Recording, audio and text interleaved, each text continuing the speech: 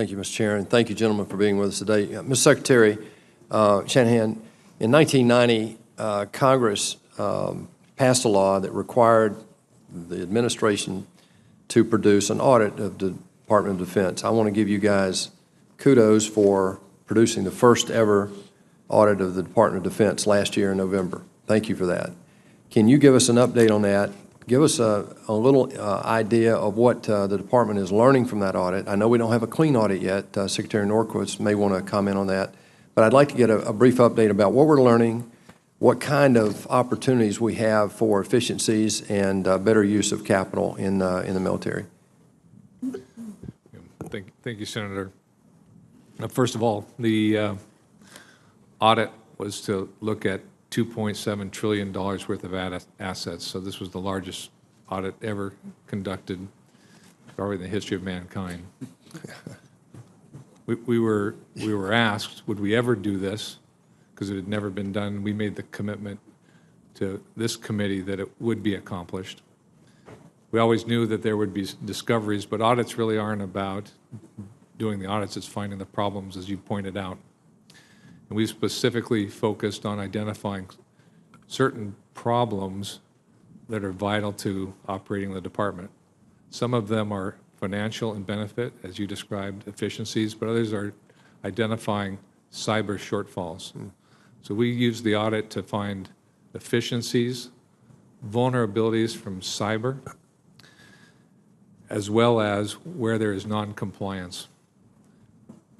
The best part of the audit is we've identified those items, and now we're incorporating all the corrective actions. We're building the muscle movement and the habits to continuously close those, address those findings and make ourselves better.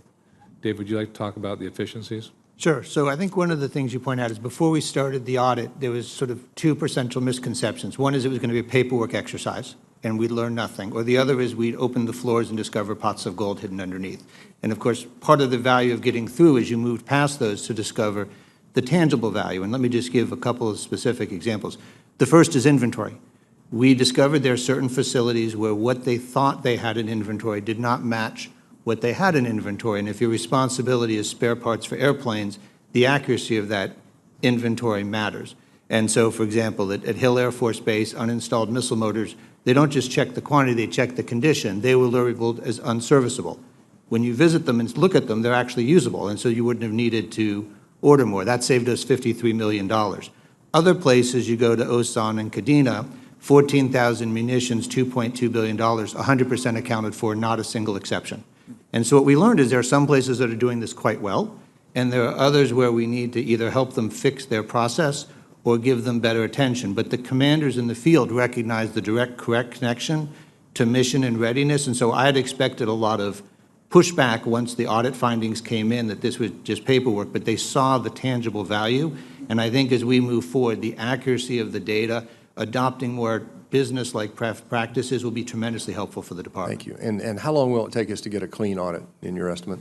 I don't know how long the department, because the department's opinion will be the last of the organizations, but I think over the next couple of years you'll see either the Working Capital Fund of the Army or the Marine Corps start to get to clean opinions, and then you'll be able to differentiate between which of the organizations missing progress and who needs an extra hearing. Thank you. Chairman Dunford, today we have about 5,000 troops, I think, directionally in Iraq. Is that correct? That's correct, Senator.